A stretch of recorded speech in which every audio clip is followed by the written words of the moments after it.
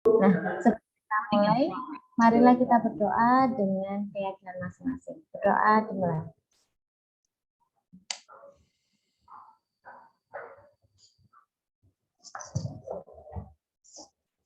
Berdoa selesai.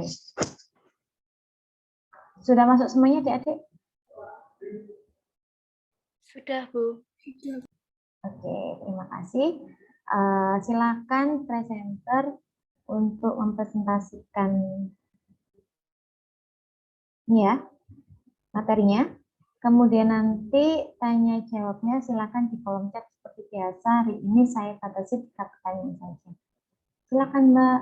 Siapa yang mau share screen? Baik, Bu.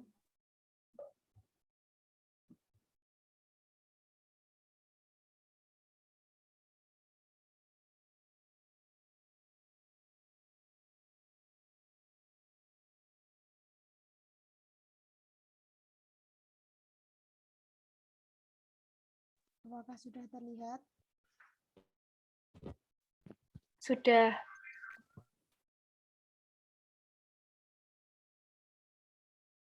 Assalamualaikum warahmatullahi wabarakatuh.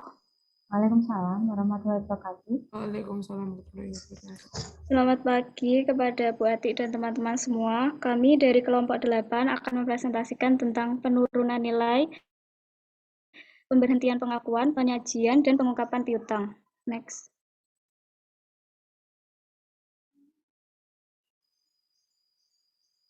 Anggota dari kelompok kami yaitu saya sendiri, Alsa Jelita Putri, Nafa Ivanti, dan Siti Nur Afitasari. Next.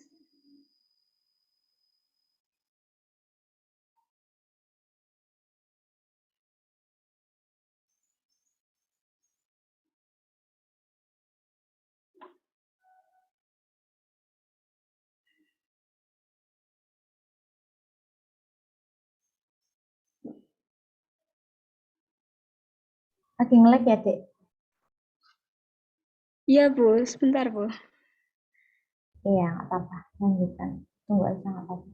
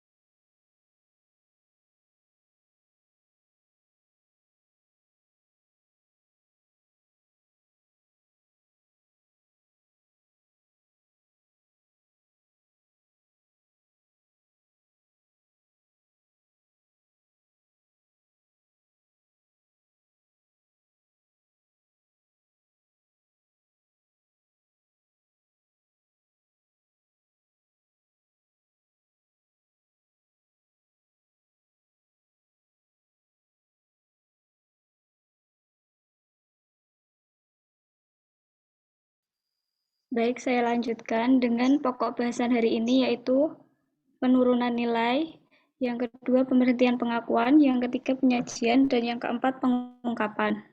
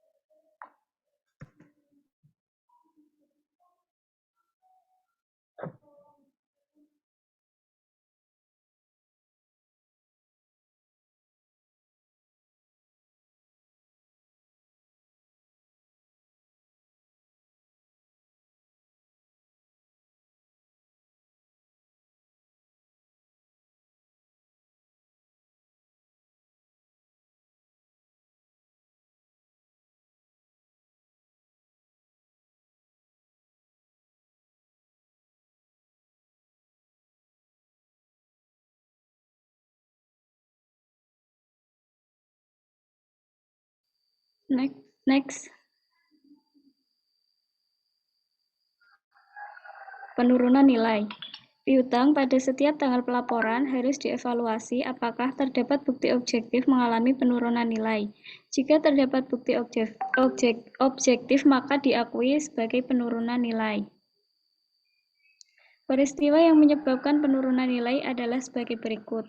Yang pertama, piutang tidak dilunasi pada tanggal jatuh tempo. Yang kedua, bunga dan pokok tertunggak dalam beberapa kali termin pembayaran. Yang ketiga, pihak pemberi pinjaman memberi kelonggaran akibat kesulitan keuangan yang dialami oleh peminjam.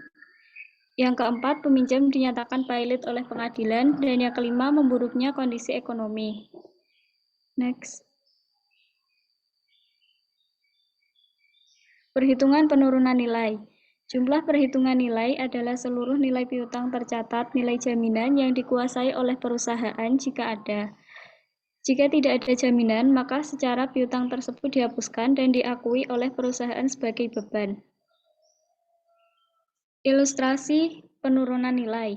PT Mitra memiliki piutang dagang dari beberapa pelanggan pada 31 Desember 2015 sebagai berikut. PT Dahlia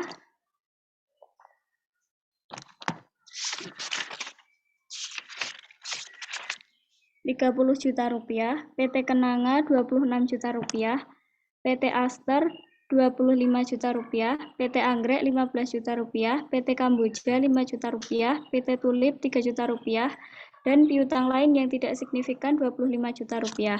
Next. Semua piutang dagang tersebut tidak ada jaminannya. Terdapat informasi bahwa PT Tulip mengalami kesulitan keuangan serta telah dinyatakan pailit oleh pengadilan dan perusahaan akan dibubarkan.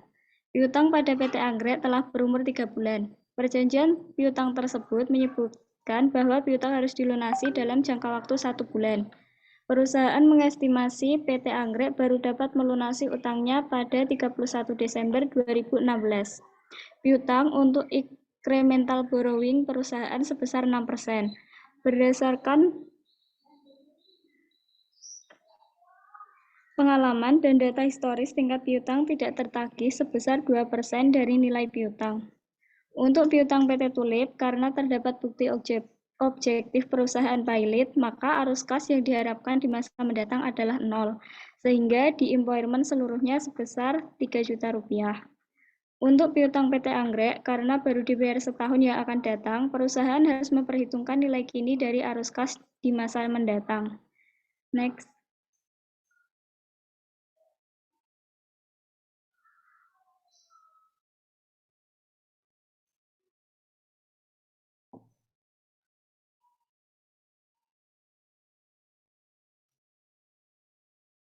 Next.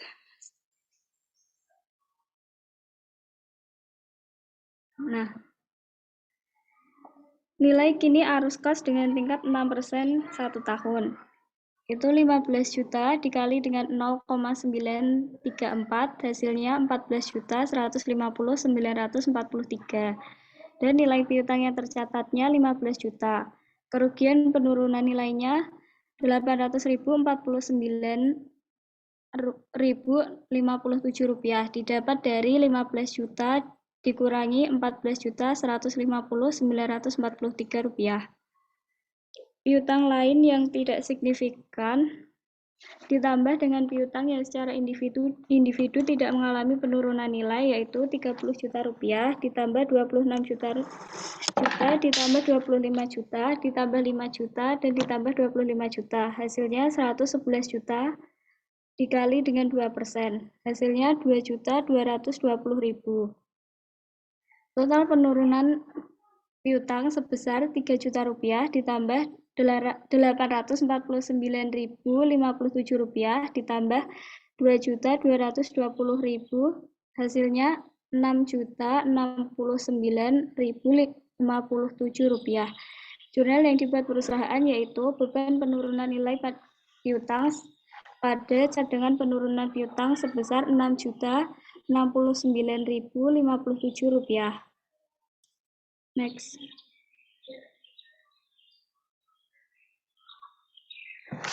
Jurnal penurunan nilai. Jurnal penurunan nilai dapat dibagi menjadi dua, yaitu metode langsung dan metode pencadangan. Nah, metode langsung itu dilakukan dengan cara menghapus piutang pada pembukuan perusahaan secara langsung. Kalau metode pencadangan itu dilakukan perkiraan terhadap piutang yang ada pada setiap akhir periode pembukuan. Next.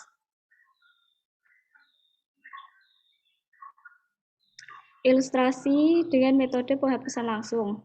PT Sakura menggunakan metode penghapusan langsung untuk mencatat penurunan piutang. Pada 1 Maret 2015, piutang dari seorang pelanggan sebesar 8 juta rupiah dihapuskan karena terdapat bukti objektif pelanggan tersebut tidak akan membayar piutangnya. Pada tanggal 1 Agustus 2015, piutang yang diidentifikasi signifikan yang sebelumnya diturunkan nilainya dilunasi sebesar 4 juta rupiah dari piutang yang tahun sebelumnya telah dihapuskan.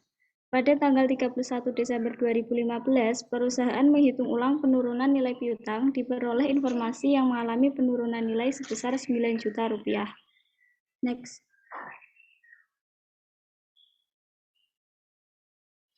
Jurnalnya yaitu pada 1 Maret penghapusan piutang dari pelanggan, beban penghapusan piutang pada piutang dagang senilai 8 juta rupiah. 1 Agustus pelunasan piutang, jurnalnya kas pada piutang dagang senilai 36 juta rupiah. 1 Oktober pelunasan piutang yang sebelumnya dihapuskan, jurnalnya yaitu kas pada pendapatan lain senilai 4 juta rupiah. Dan 31 Desember, jurnal penyesuaian penurunan nilai untuk tahun 2015, yaitu beban penghapusan piutang pada piutang dagang senilai 9 juta rupiah. Next.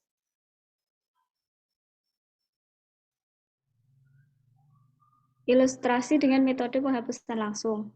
PT Kenanga pada 2 Januari 2015 memiliki saldo cadangan penurunan nilai piutang sebesar 20 juta rupiah.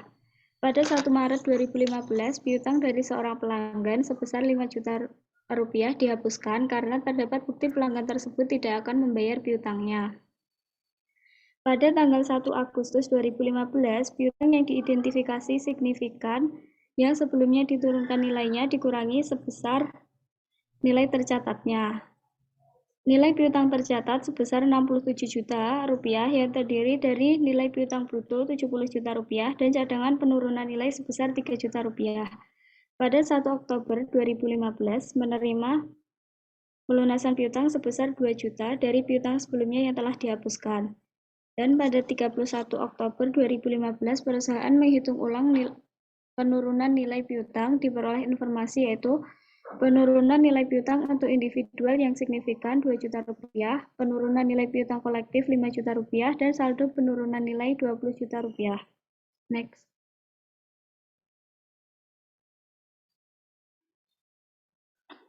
Jurnalnya yaitu 1 Maret penghapusan piutang dari pelanggan, cadangan penurunan nilai piutang pada piutang dagang sebesar 5 juta rupiah.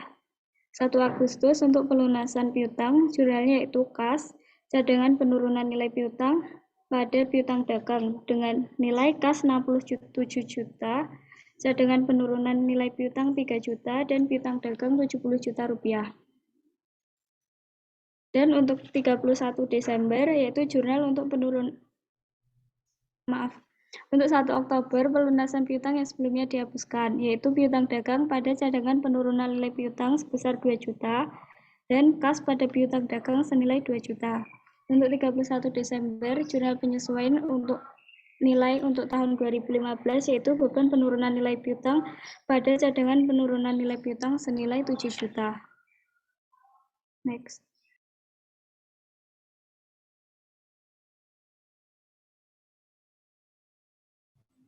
Penghentian pengakuan.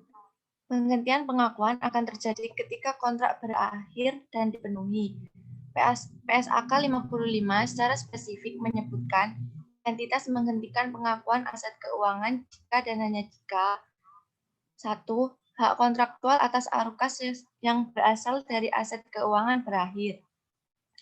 Entitas mentransfer aset keuangan yang memenuhi kriteria penghentian pengakuan. Piutang selain dapat ditransfer untuk mendapatkan kas lebih cepat dari tanggal jatuh tempo, dapat juga digunakan sebagai jaminan untuk memperoleh pinjaman. Ilustrasi transaksi utang dengan jaminan. PT Teratai pada 1 Februari 2011 menarik uang dalam bentuk wesel bayar dari perusahaan pembiayaan PT Dahlia Finance sebesar 600 juta. Untuk itu, PT Teratai menjaminkan piutang dagar sebesar 800 juta dari salah satu pelanggannya yaitu PT Pelangi. Atas utang yang ditarik, PT Dahlia Finance membebankan biaya administrasi sebesar 2% dari total utang dan bunga sebesar 2% per bulan dari utang outstanding. Next.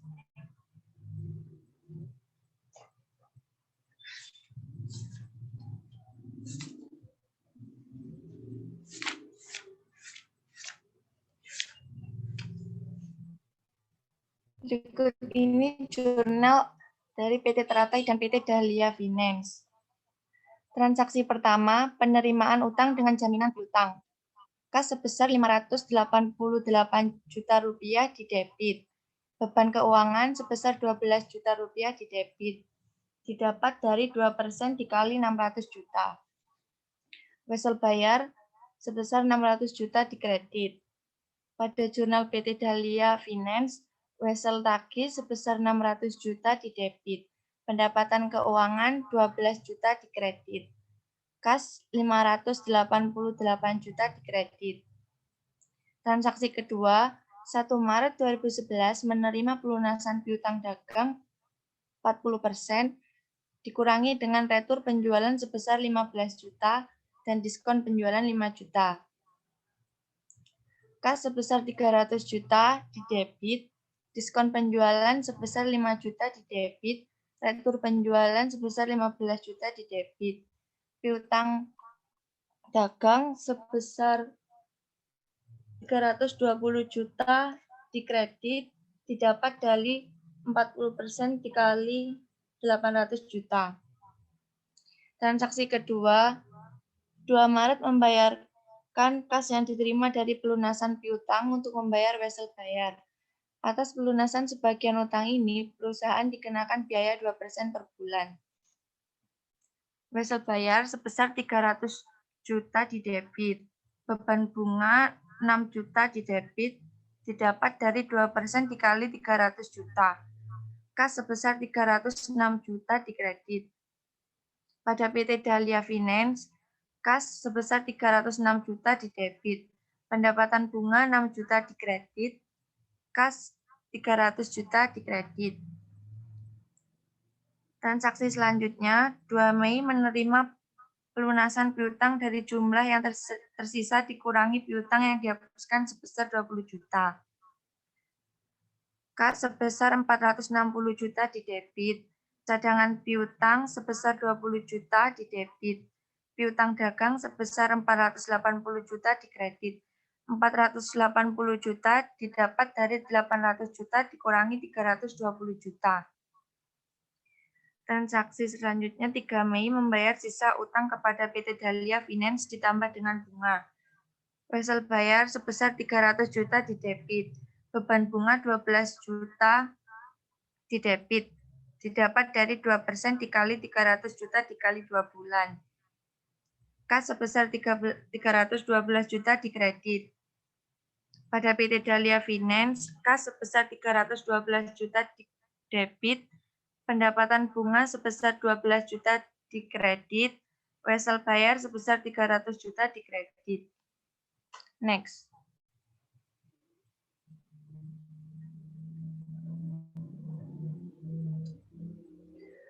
Piutang yang ditransfer kepada pihak lain untuk tujuan mencapai kas lebih cepat yang diistilahkan sebagai anjak piutang. Anjak piutang dapat dipisahkan menjadi disclosed factoring dan undisclosed factoring. Mekanisme disclosed factoring. Pertama, penjualan secara kredit kepada customer. 2. Kontrak factoring antara supplier dengan perusahaan factoring disertai dengan penyerahan faktur-faktur dan dokumen terkait lainnya. Lalu pemberitahuan kepada customer mengenai kontrak factoring. Pembayaran oleh perusahaan factoring sebanyak 80% dari total nilai faktur. Yang kelima, penagihan oleh perusahaan factoring yang disertai dengan bukti-bukti pendukung. Angka yang keenam, pelunasan utang customer kepada perusahaan factoring. Selanjutnya, mekanisme anjak piutang undisclosed factoring. Yang pertama, penjualan secara kredit oleh klien kepada customer. Lalu, penyerahan faktur dan bukti-bukti pendukung lainnya tanpa ada pemberitahuan mengenai kontrak anjak piutang. Angka yang ketiga, pelunasan kepada supplier. Selanjutnya, pelunasan kepada perusahaan anjak piutang. Pembayaran kepada klien sampai 80% dari total nilai faktur. Kemudian, tembusan atau kopi faktur diserahkan kepada perusahaan anjak piutang. Next.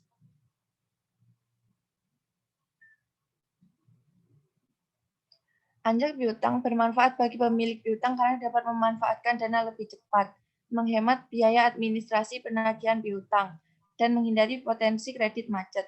Berdasarkan tanggung jawab transfer piutang, dibedakan menjadi transfer piutang dengan jaminan dan transfer piutang tanpa jaminan. Sekitar ada kereta.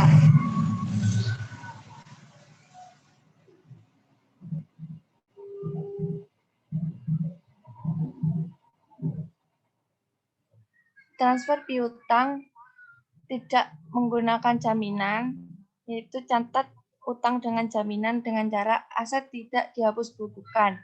Catat utang yang timbul, akui beban bunga. Transfer piutang dengan jaminan, catat sebagai penjualan, aset dihapus bukukan, akui aset yang diperoleh dari utang yang timbul, akui keuntungan atau kerugian. Next. Untuk transaksi without recourse akan diperlakukan sebagai penjualan piutang. Pada transfer tanpa jaminan, perusahaan telah mengalihkan secara substansial semua risiko dan manfaat atas piutang tersebut kepada perusahaan anjak piutang. Perusahaan yang akan melakukan menghapus bukuan piutang, mencatat aset atau utang sebagai alat pertukaran, serta mengakui keuntungan atau kerugian sebagai dampak dari transaksi ini. Ilustrasi transaksi transfer piutang tanpa jaminan. PT Kantil pada 1 Maret 2011 mentransfer piutang dagangnya dari PT Mulya kepada perusahaan pembiayaan PT Dahlia Finance sebesar 400 juta. PT Kantil tidak menjamin jika PT Mulya tidak dapat membayar piutang tersebut. Atas transfer piutang ini, PT Dahlia Finance membebankan biaya sebesar 5% dan mencadangkan 4% untuk penurunan nilai piutang.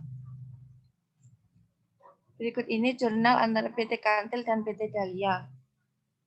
Kas sebesar 364 juta terdapat di debit. Piutang pada PT Dahlia Finance sebesar 16 juta ada di debit. Didapat dari 400 juta dikali 4%. Kerugian penjualan piutang sebesar 20 juta di debit. Didapat dari 400 juta dikali 5%.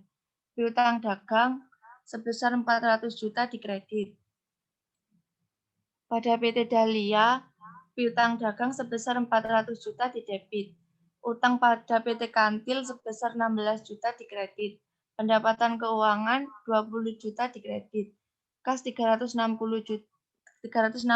juta di kredit. Next.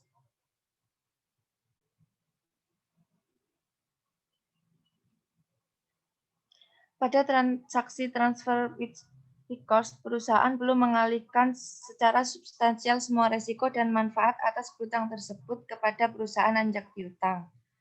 Perusahaan masih menanggung risiko untuk membayar kepada perusahaan anjak piutang jika pelanggan tidak melunasi piutang tersebut. Di dalam transaksi ini akan diberlakukan sebagai utang dengan jaminan piutang. Entitas akan tidak menghapus bukukan piutang tersebut. Utang akan dihapus akibat perolehan dari perusahaan anjak piutang serta mengakui beban bunga sebagai dampak dari transaksi ini. Ilustrasi transaksi transfer piutang dengan jaminan. PT Sakura pada 1 Juni 2011 mentransfer piutang dagangnya dari PT Kiara kepada perusahaan pembiayaan PT Dahlia Finance sebesar 500 juta. PT Sakura tidak menjamin jika PT Kiara tidak dapat membayar piutang tersebut. Atas transfer piutang ini, PT Dahlia Finance membebankan biaya sebesar 2% dan mencadangkan 5% untuk penurunan nilai piutang. Berikut ini jurnal PT Sakura dan PT Dahlia. Mohon maaf, di tabel ini masih ada kesalahan penghitungan, Bu. Sebesar 372 juta di debit, itu seharusnya 365 juta. Piutang pada PT Dahlia Finance sebesar 20 juta, itu seharusnya 25 juta. Beban bunga 8 juta, itu seharusnya 10 juta. Piutang dagang sebesar 400 juta di kredit.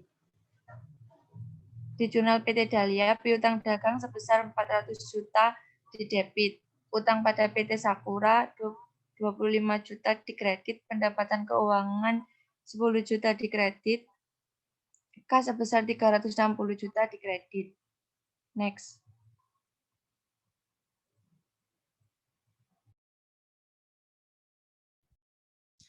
Berikutnya yaitu penyajian.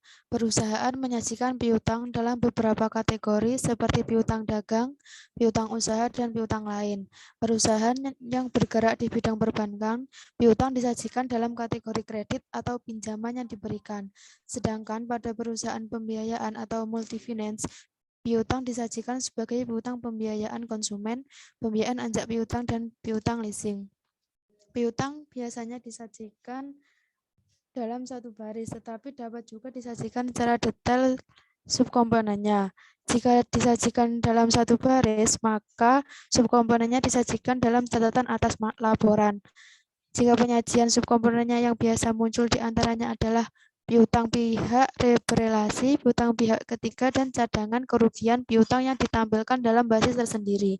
Penyajian piutang pihak berelasi mengikuti ketentuan dalam PSAK 7, pengungkapan pihak-pihak berelasi. Next. Berikut merupakan contoh penyajian pinjaman pada laporan posisi keuangan PT Bank BNI Tbk tahun 2014. Pinjaman yang diberikan yaitu pihak berelasi pada tahun 2014 sebesar Rp36.821.492. Pada tahun 2013 Rp32.750.252. Pihak ketiga pada tahun 2014 sebesar Rp240.800.789. Pada tahun 2013 sebesar Rp217.887.591. Total pinjaman yang diberikan sebesar Rp277.622.281. Pada 2013 sebesar Rp250.637.843. Dikurangi dengan cadangan kerugian penurunan nilai sebesar pada tahun 2014 Rp6.970.295. Pada tahun 2013 Rp6.880.36. Dengan total Rp270.651.986 dan 2017 sebesar Rp243.757.807. Next. Contoh penyajian pinjaman pada laporan posisi keuangan PT Adikarya tahun 2014 sebagai berikut. Next. Selanjutnya yaitu pengungkapan. Pengungkapan terbagi menjadi 3 bagian, yaitu 1. Pengungkapan kebijakan akuntansi. 2. Pengungkapan rincian piutang yang menjelaskan angka dalam laporan keuangan pokok. Yang ketiga, menjelaskan lain yang material dan signifikan. Secara khusus, pengungkapan piutang mengikuti ketentuan dalam PSAK 50, yaitu instrumen keuangan, penyajian, dan PSAK 60, instrumen keuangan pengungkapan. Kebijakan akuntansi yang dijelaskan dalam kebijakan akuntansi piutang diantaranya adalah 1. Metode pengakuan awal, 2. Metode pengukuran setelah perolehan, 3. Metode untuk menghitung penurunan nilai, 4. Penjelasan mengenai penghapusan piutang. Next.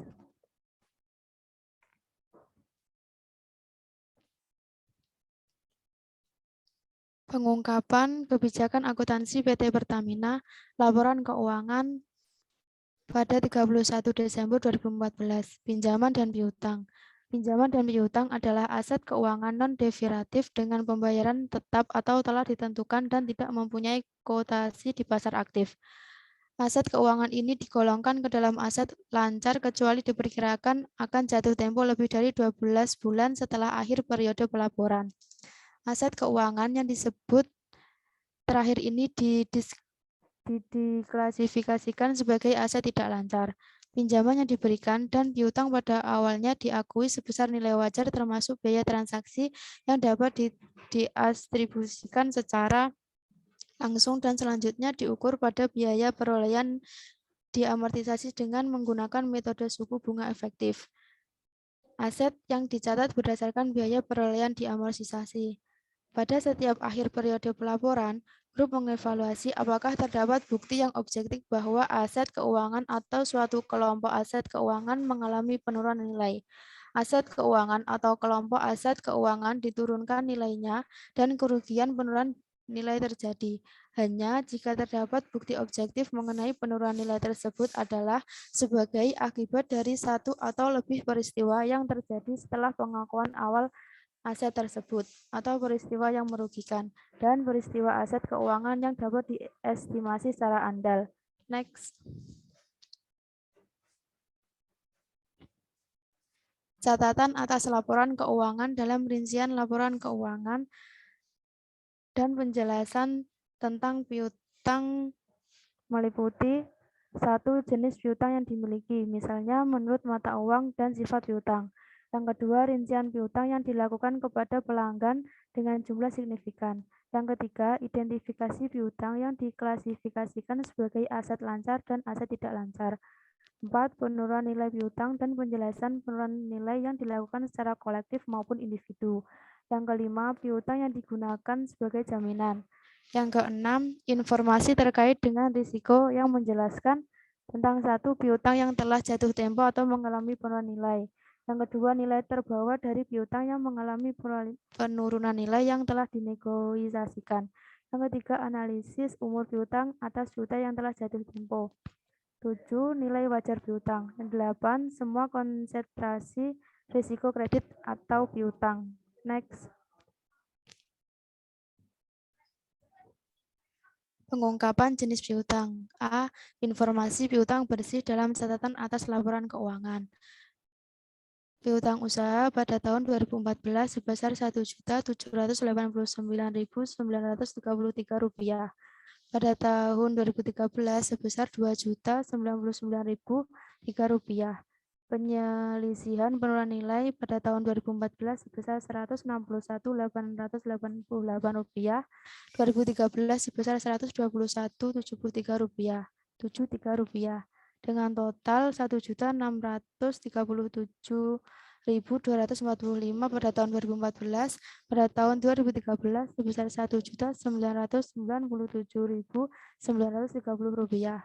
B. Mutasi penyisihan penurunan nilai atas piutang. Saldo awal pada tahun 2014 sebesar Rp121.073. Pada tahun 2013 sebesar Rp110.132. Penurunan nilai selama tahun berjalan pada tahun 2014 sebesar Rp42.956. Pada tahun 2013 sebesar Rp60.419. Pembalikan penurunan nilai atas piutang yang terpulihkan pada tahun 2014 sebesar Rp130. Pada tahun 2013 sebesar Rp17.108. Selisih kurs pada tahun 2014 sebesar Rp111.000.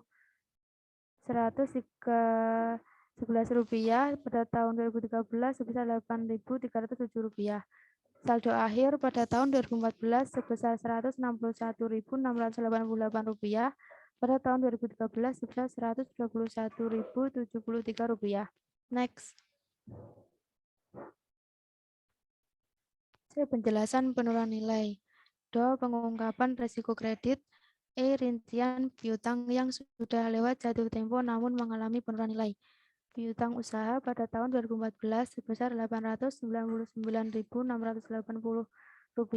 pada tahun 2013 sebesar Rp660.683, Lancar sebesar Rp227.684, 2013 sebesar Rp66.197, kurang dari 3 bulan sebesar Rp19.890 pada tahun 2013 sebesar Rp13.444, 3 sampai 6 bulan sebesar Rp147.016 pada tahun 2013 sebesar Rp24.754, pada 6 sampai 12 bulan 2014 sebesar Rp148.228, 2013 sebesar Rp52.358, lebih dari 24 bulan sebesar Rp141.950 pada tahun 2014, pada tahun 2013 sebesar Rp89.479, dengan total pada tahun 2014 sebesar Rp1.584.448, pada tahun 2013 sebesar Rp906.915. Penurunan nilai pada tahun 2014 sebesar Rp204.924, pada tahun 2013 sebesar Rp122.554. Bersih sebesar Rp1.379.524 pada tahun 2014, pada tahun 2013 sebesar Rp78.361. Next. Yang F yaitu rincian piutang usaha dari pihak berelasi. PLN dan entitas anak pada tahun 2014 sebesar Rp933.676.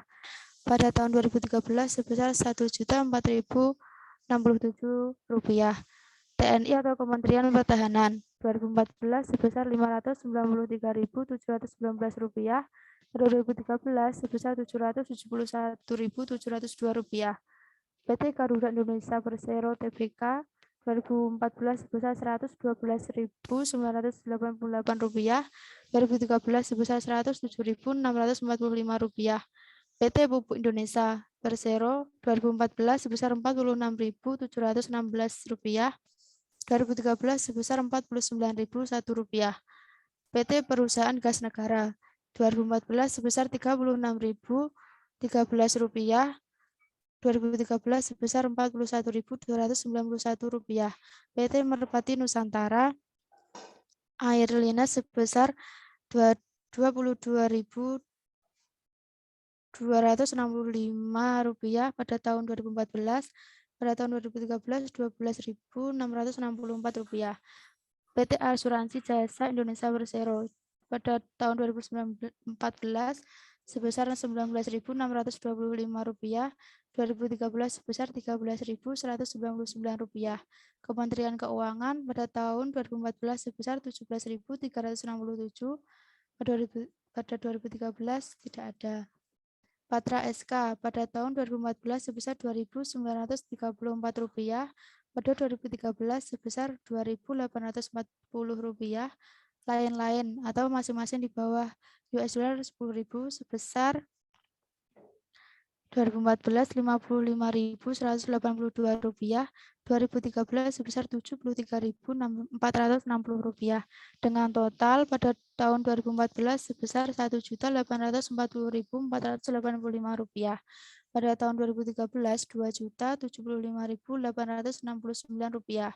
Penyisian penurunan nilai sebesar Rp43.235 pada tahun 2014, pada tahun 2013 sebesar Rp1.480, dengan total Rp1.797.250 pada tahun 2014. Pada tahun 2013 sebesar Rp2.074.389. Next. Baik, sekian presentasi dari kelompok kami. Jika ada pertanyaan, silakan di kolom chat. Terima kasih. Wassalamualaikum warahmatullahi wabarakatuh. Waalaikumsalam warahmatullahi wabarakatuh. Terima kasih atas presenter. Tanyanya tidak aja ya, Mbak Saya ya.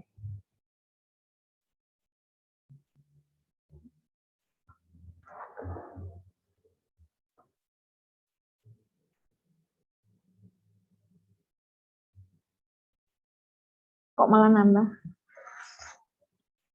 Udah dek, 3 aja hari ini.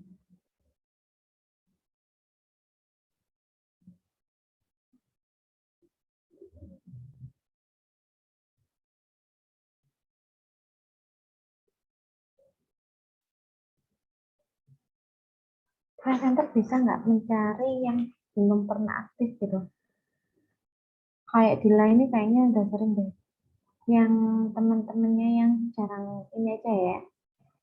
Kalau bisa dipilih yang belum, yang 3 pertanyaan, yang mahasiswanya mungkin belum pernah bertanya. Mungkin dari berikut ini yang belum pernah bertanya bisa raise hand.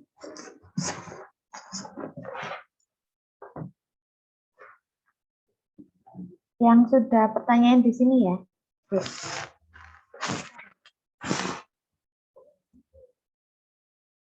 Oke, Elizabeth, pertanyaannya Marcella, kemudian Elizabeth.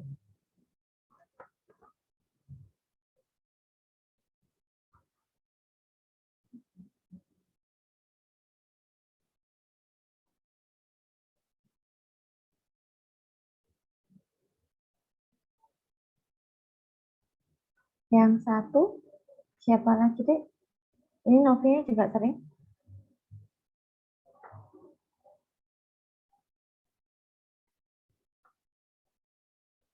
Novi Puspitasari. Iya, Bu. Udah sering. Sering, Bu. Dila ini juga sering. Teresia. Sudah sering, Bu. Fitri Hasuti. Fitri. Aktivitas Hah? Apa? Suaranya nggak jelas, Mbak. Fitri Hasuti. Masih 2 kali pertanyaan ini, Bu. Oke, sama pertanyaan Fitri ya. Berarti 3 tadi ya. Elizabeth, Marcella, sama Fitri. Namanya karena udah terlalu sering. Pagi-pagi ya.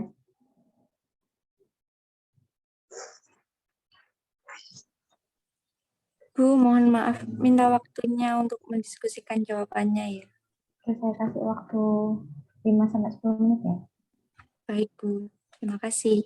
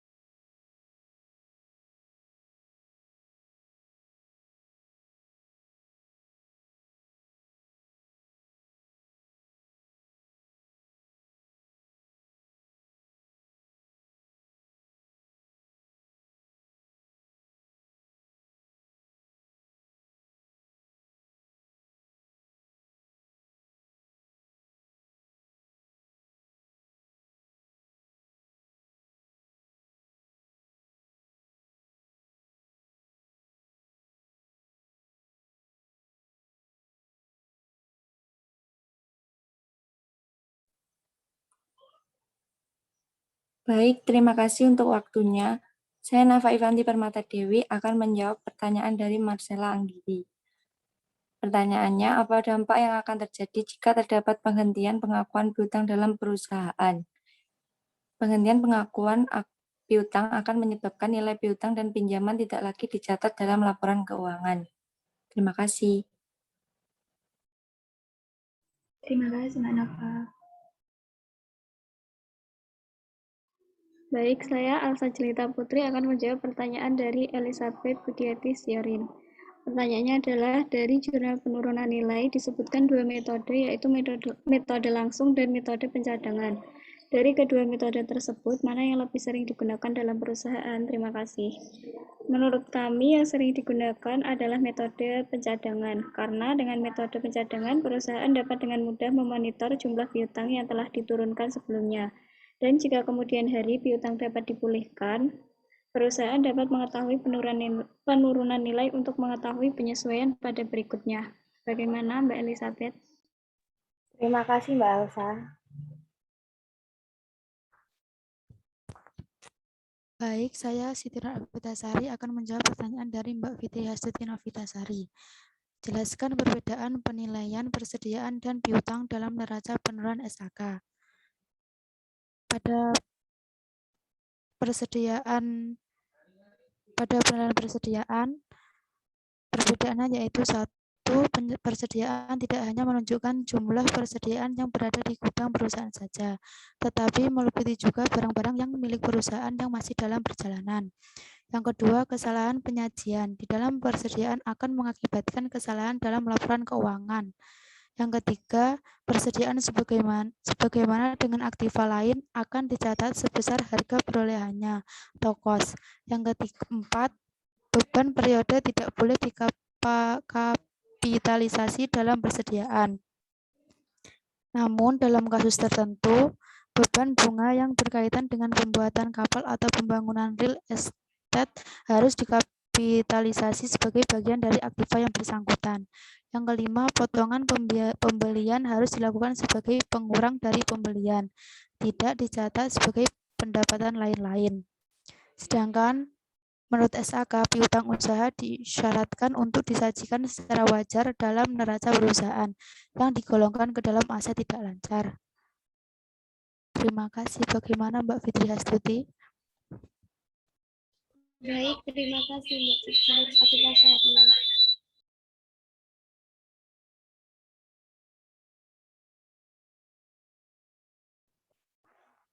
Oke, terima kasih Adik atas presentasinya dan terima kasih yang sudah bertanya. Ini cukup lumayan ini ya, banyak ya materinya dan memang banyak hitungannya. Ya tahu kalau piutang itu tidak hanya sekedar piutang gitu ya Dek ya. Jadi piutang pun juga ada penurunan nilainya, kemudian nanti bagaimana cara menjurnalnya, kayak gitu.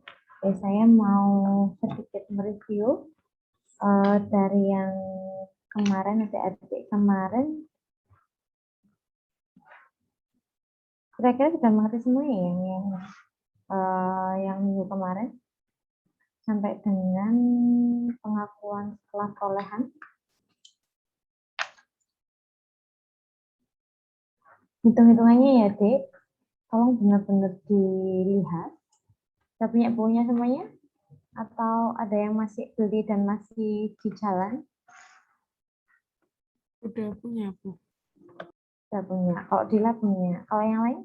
Yang kemarin ada yang bilang masih di jalan? Sudah sampai kah?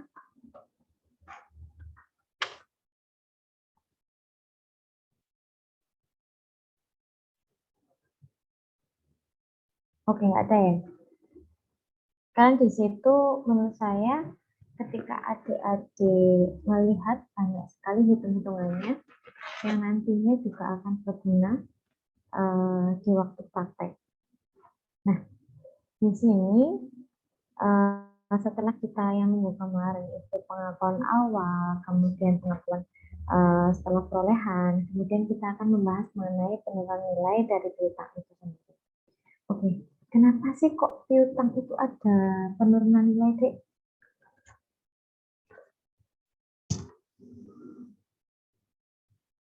Nah, kenapa kok piutang itu ada penurunan nilai?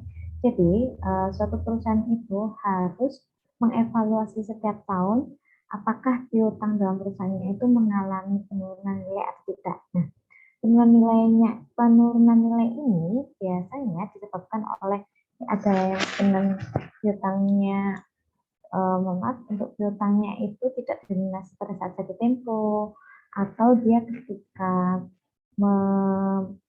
mengangsur itu ada yang bunga dan pokoknya itu dilakukan penundaan pembayaran beberapa kali. Nah, kayak gitu. Jadi akhirnya dengan adanya kayak juga ada lagi yang peminjam ini bisa juga konsumennya mengalami kesulitan dalam keuangan, akhirnya juga menunda untuk melunasinya. Nah, itu berarti akhirnya kita harus mendeteksi apakah ada penurunan nilai piutang usaha atau tidak, gitu ya, Bu.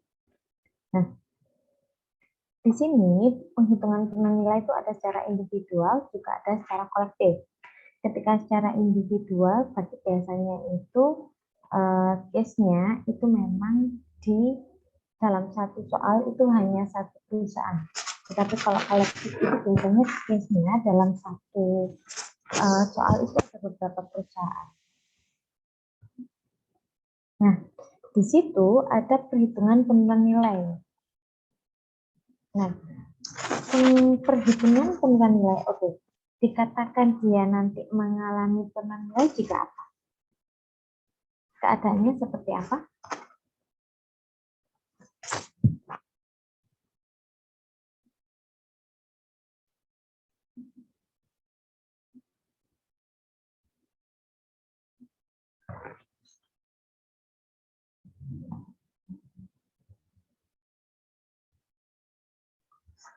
Dikatakan penurunan nilai jika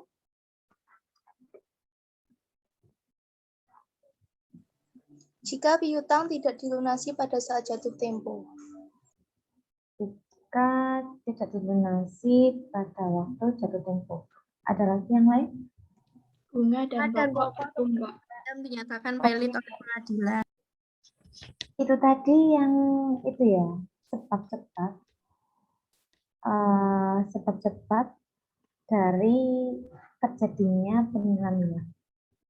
Kalau gini, penurunan nilai itu terjadi ketika ada indikasi seperti apa. Kalau itu penyebab, faktor-faktor penyebab. Kalau yang disebutkan tadi itu faktor-faktor penyebab.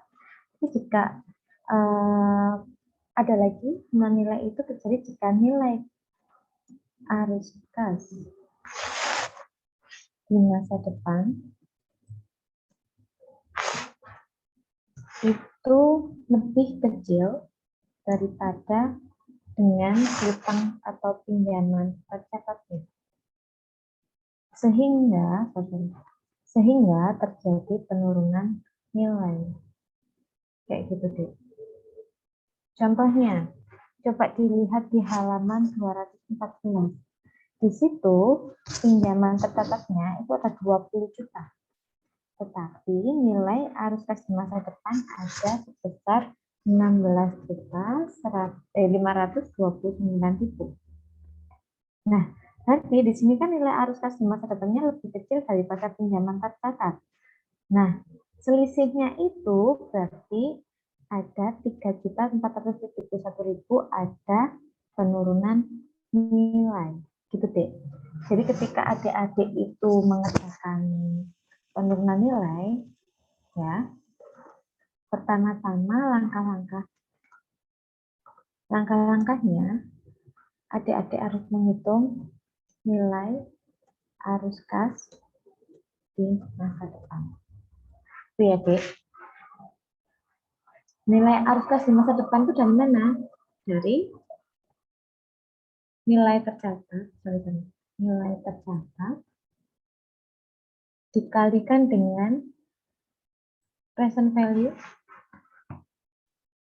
dari bunga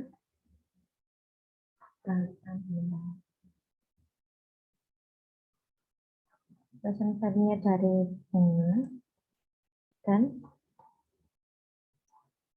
waktu jatuh tempo.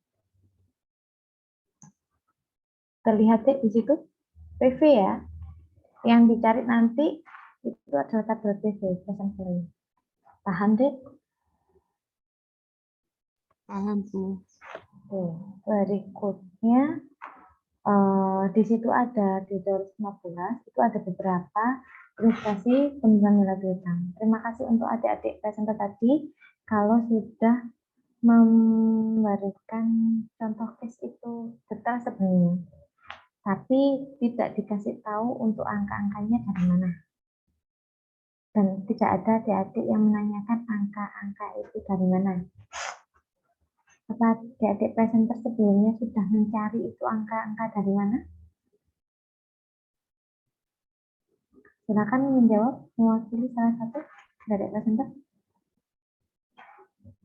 Nanti kalau UTS banyak angka-angkanya loh saya daripada teori. Berikutnya ada contoh penurunan secara kolektif itu di halaman 216 ya, Ki. Di situ ada beberapa pelanggan yang punya piutang kepada kita, kepada PT Mitra. Nah, itu ada banyak nih.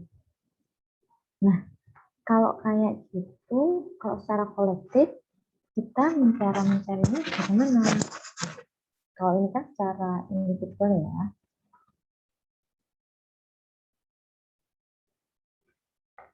Sekarang kalau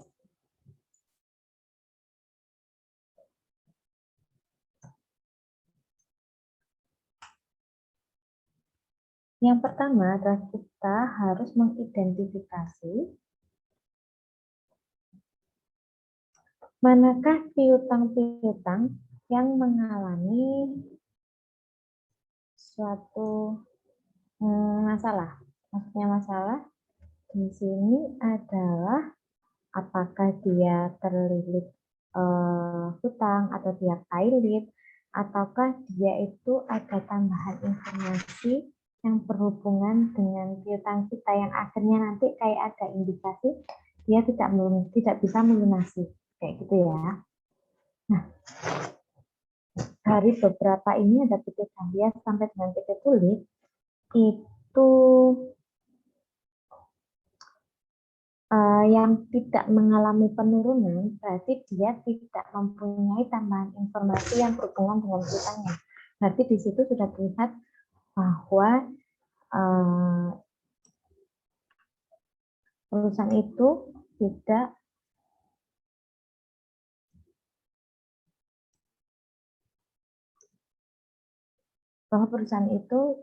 tidak mengalami penurunan. Contohnya PT Dahlia, di situ tidak ada tambahan informasi mengenai PT Dahlia. Nah, dari sekian ini yang ada informasi adalah PT Tulip dan PT Anggrek. Berarti selain PT Tulip sama PT Anggrek, itu berarti dia tidak mengalami penurunan nilai. Tetapi yang mempunyai penurunan nilai adalah PT Anggrek dan PT Tulip. Nah, gitu deh. Ya. Yang pertama adalah itu. Kemudian yang kedua adalah kita harus mencari nilai kas arus kas dengan tingkat bunga 6% dalam 1 tahun. Nah, itu kita harus cari ini ya, yang PT Tulip. Yang berhubungan dengan PT Tulip itu mengalami kesulitan keuangan. Nah, untuk piutang PT Tulip itu terdapat bukti objektif bahwa perusahaan itu ternyata mengalami pilot. Sehingga arus kas yang diharapkan di masa akan datang itu adalah 0. Jadi berarti karena PT Tulip nilainya 3 juta ya, berarti di impairment atau mengalami penurunan nilai sekitar 3 juta. Oke, nah sekarang PT Anggrek. Nah untuk PT Anggrek karena dibayar setahun, perusahaan itu hanya memperhitungkan nilai ini dari arus kas di masa mendatang. Di situ kan PT Anggrek punya piutangnya sekitar 15 juta Dek, ya kan? Dikalikan 0,9434. Oke, presenter 0,9434 itu dari mana Dek?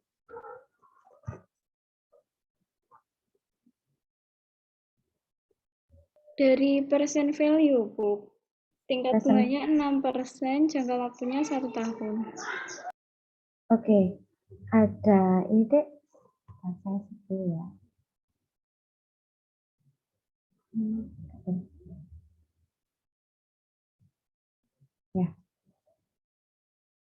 bentar.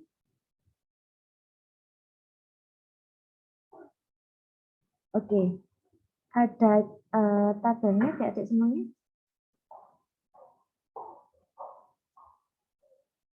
Punya tabelnya present value?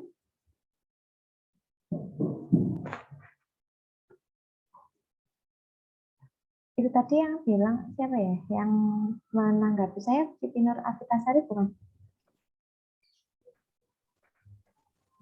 Alsa, Bu. Bukan. Bukan. Bukan. Itu tadi yang menanggapi saya siapa ya yang dari present? Mbak Elsa, Bu. Ya, Oh, Bu. Mbak Alsa. Oke, Mbak Alsa. Silakan Mbak Alsa. Punya contohnya? Kalau punya contohnya silakan di share screen. Dek, coba dilihat di sebentar ya, sebelum di Mbak Alsa share screen. Saya mau ini tadi yang secara kolektif ya. Oke, ini karena saya tidak bisa menulis lagi di sini karena saya klik teks lagi, jadi akhirnya nggak bisa. Di sini nanti mengidentifikasi piutang yang mengalami suatu masalah sehingga mengalami penurunan nilai. Nah, ini pastinya ada tambahan informasi ya. Contohnya kayak PT Anggrek sama PT Tulip tadi. Kalau PT Tulip jadi piutangnya akhirnya di impairment atau nilainya mengalami sebesar piutangnya 3 juta. Kemudian yang kedua, karena yang PT Anggrek itu masalahnya sebenarnya dia sudah membayar setahun tapi selebihnya nggak bisa, akhirnya kita harus mencari nilai arus kas masa datang, nilai arus kas di masa mendatangnya atau PV-nya itu sebesar yang ini tadi 15 juta dikali 0,9434, ya kan? Akhirnya dapatnya 14 juta itu, sedangkan nilai piutang tercatatnya 15 juta. Nah, nilai arus kasnya kan tadi kurang dari nilai yang tercatat, akhirnya mendapatkan penurunan nilai sebesar 849.000 itu. Nah, setelah itu adik-adik menghitung yang tidak mengalami penurunan nilai jumlahnya berapa? Di situ yang tidak mengalami penurunan nilai 111 juta, ya kan? Yang mengalami penurunan nilai kolektif berapa? Dari persentase dikalikan dari adik-adik yang nomor 2 ini, Bu Atik minta tolong ditulis sendiri ya. Atau saya tulis sendiri di sini ya. Ini yang nomor 2 ya. Menghitung.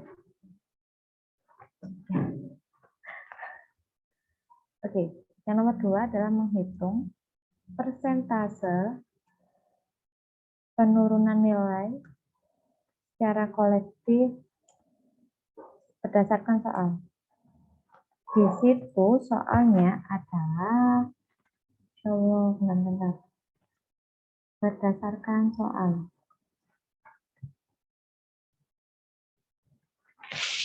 %2 dari mana? Dari soalnya ya. Persentase penurunannya 2% dikalikan dengan persentase ini dikalikan dengan piutang. Masya Allah, kok perasaan nulis tapi kok enggak tertulis ya. Persentasenya, persentase yang sudah ditentukan dikalikan dengan jumlah piutang yang tidak mengalami penurunan nilai. Ini nomor 2 ya.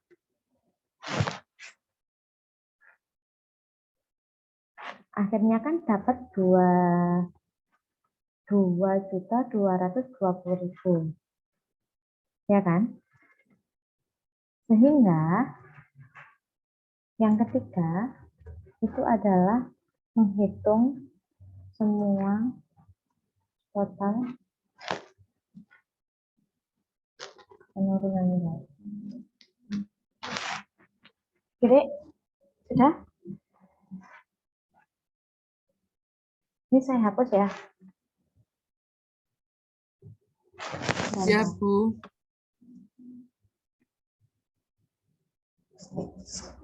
Sekarang, Berikutnya adalah di situ ada teknik untuk menghitung tingkat penurunan nilai. Ada dua, yaitu average change of method sama metode roll rate. Kalau average change of method itu berdasarkan jumlah penurunan nilai berdasarkan data historis rata-rata tingkat kursen pinjaman beberapa tahun sebelumnya. Itu bisa dilihat dari tabel 5.2D. Pertanyaan saya kepada presenter. Nilai rata-rata kerugian yang tahun 2010 0,0095 dari mana?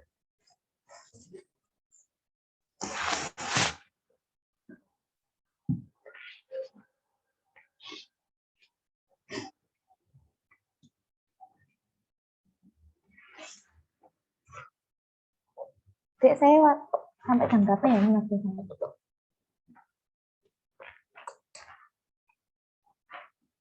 Sampai jam 10.15. Oke, bang. 10.15 langsung ada masuk kan, Dek? Tidak ada. Tidak ada, Bu. Oke. Mbak presenter. Gak ada yang jawab, Pak?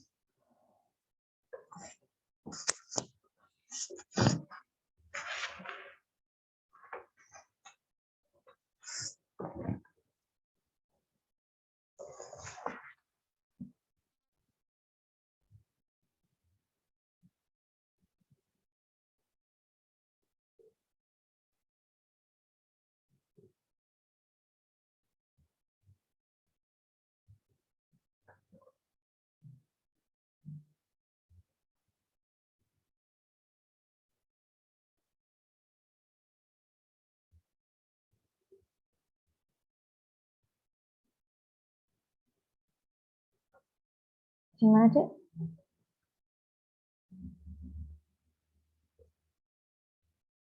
Gak ada yang tahu. Dan gak ada yang tanya. Saya nanti ujiannya Dek. Banyak hitungannya loh daripada teorinya.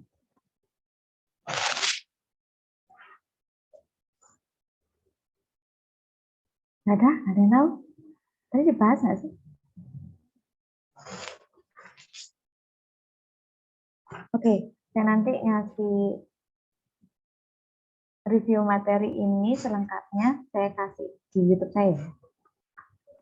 Saya Ya, kasih Bu. nanti. Piutang 1 sama piutang yang kedua. Saya mau menanggapi yang ini aja. Menanggapi yang tadi pertanyaan. Tadi acara ya. Apa dampak yang terjadi jika terdapat penghentian pengakuan dalam perusahaan? Berarti sudah selesai dan tidak dicatat lagi dalam piutang. Jadi intinya penghentian pengakuan itu berarti sudah nilai angkanya itu yang dimasukkan ke laporan keuangan berarti senilai tersebut. Gitu ya, Dek. Berikutnya yang dari Elizabeth, ada dua metode langsung dan metode pencadangan dalam mencatat jumlah penurunan nilai. Dari kedua metode tersebut yang sering digunakan dalam perusahaan tadi sudah terjawab sama temannya bahwa yang mungkin lebih bagus ya untuk digunakan adalah metode yang pencadangan daripada yang metode penghapusan langsung. Itu tadi sudah dibahas sama temannya. Kemudian berikutnya yang Fitri, perbedaan penilaian persediaan dan piutang dalam neraca. Oke, perbedaan penilaian persediaan dan piutang dalam neraca tadi juga sudah terjawab sama Mbak Fitri. Bedanya apa, Mbak Fitri?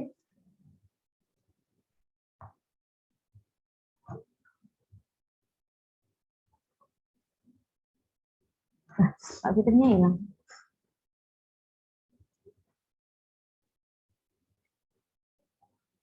Mbak Fitri, ataukah Mbak Fitri ini bicara tapi masih jenuh? Mbak Fitrinya mana ya? Fitri? Mana, Bu? Mbak, kamu pakai Braille kah? di Facebook. Hah? Halo Mbak? Pak Siti? Mungkin masih terkendala sinyal, Bu. Ya, oke. Mbak Fitrinya. Siapa yang bisa menghandle nih adik-adik kelompoknya?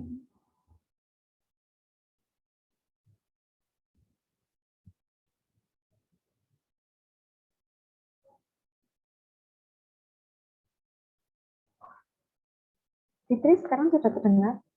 Coba di off cam aja nggak apa-apa.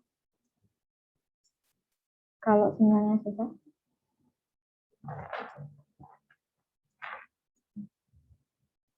Nggak terdengar kan?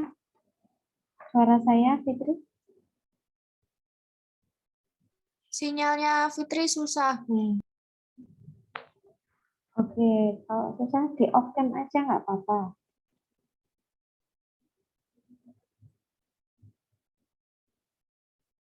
Nah ini tapi masih on cam dia.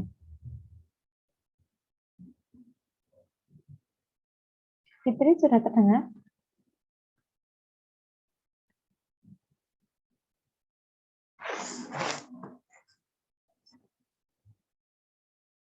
Tapi terserah sudah, Bu.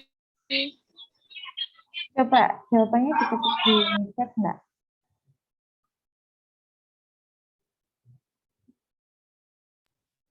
Iya, Bu, sebentar.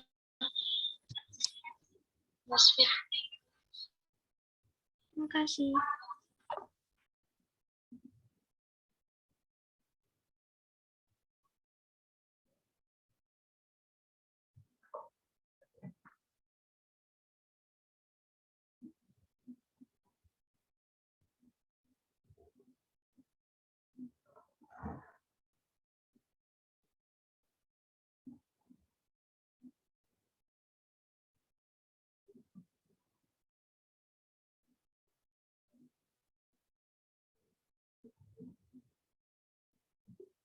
Perbedaannya tadi yang dijawab Mbak Siti Nur Afita tadi dijelaskan. Yang pertama, persediaan tidak hanya menunjukkan jumlah persediaan yang berada di gudang perusahaan saja, tetapi meliputi juga barang-barang milik perusahaan yang masih ada dalam perjalanan yang dititipkan pada perusahaan lain atau barang fungsinya, dan barang-barang secara ekonomis masih di bawah penguasaan perusahaan. Yang kedua, kesalahan penyajian di dalam persediaan akan mengakibatkan kesalahan dalam laporan keuangan, kegagalan untuk mencatat pembelian dan utang usaha. Memang tidak akan berpengaruh terhadap laba perusahaan, tetapi akan berpengaruh terhadap rasio lancar perusahaan. Dan yang ketiga, persediaan sebagaimana dengan aktiva lain akan dicatat sebesar harga perolehannya atau cost, hingga perolehan persediaan mencakup seluruh beban atau pengeluaran yang diperlukan untuk menempatkan persediaan atau memproses menjadi barang jadi yang siap untuk dijual. Dengan demikian, secara teori batas pengangkutan biaya proses pembelian, biaya penyimpanan harus dialokasikan sebagai bagian dari harga perolehan persediaan. Mbak, boleh tanya enggak? Ya, Mbaknya ini melihat pertanyaannya dari halaman berapa? itu Bu dari membuka internet, belajar di internet.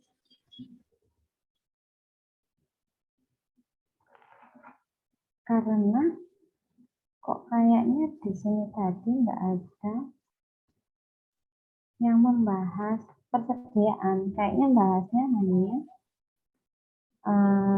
apa namanya? Bahasnya cuman piutang loh Mbak. Dan kita tuh bahasnya mulai dari piutang itu seperti apa sampai dengan pengungkapannya seperti apa. Jadi mulai dari yang pertama dulu kan kita membahasnya mulai dari perolehannya itu bagaimana. Pastinya kalau berdasarkan ini tadi dari yang kemarin itu untuk perolehannya adalah kita harus menghitung nilai arus kas di masa depannya ya untuk piutang. Dan jangan lupa untuk bunganya. Nah, tapi kita tidak membedakan dengan nilai persediaan. Maka dari itu saya kembalikan lagi ke Mbak Fitri. Kemudian kayaknya terlihat memang kalau itu jawabannya juga jawabannya dari presenter itu jawaban dari internet juga. Cuman alangkah lebih baiknya kalau adik-adik bertanya itu memang bertanya berdasarkan apa yang sudah dibahas sama presenter ya. Jangan tiba-tiba beda dari materi yang untuk semuanya ya, ini nggak cuma Mbak. Iya, Bu. Oke. Terima kasih adik-adik untuk hari ini. Apa kata yang mau tanyakan lagi? Untuk Izin bertanya. Oh iya silakan. Izin bertanya Bu, untuk minggu depan itu UTS-nya melalui Google Form atau Google Classroom? GC ya. Oh iya, Minggu terima depan kasih Bu. saya mulai melalui GC. Kayaknya saya ambil di sesi pertama sih. Nanti sesi keduanya saya kosongin dulu ya. Kayak gitu. Oke, ada yang mau Bu, terima kasih. Jadi, Bu, ya. Besok masuk atau libur? Masuk, Dek. Besok masuk libur. Libur apa tuh, Dek? Soalnya Maulid soalnya Nabi, Bu. Maulid Iya. Nabinya itu tanggal 20 loh, Dek, enggak tanggal 19. soalnya di tanggalan yang dikasih Wali-lema itu kampus itu tanggal 19, Bu. Kan udah ada pengumumannya Kiranya. kalau diundur tanggal 20. Jadi liburnya itu yang Rabu, bukan yang Selasa. Ketawa semua.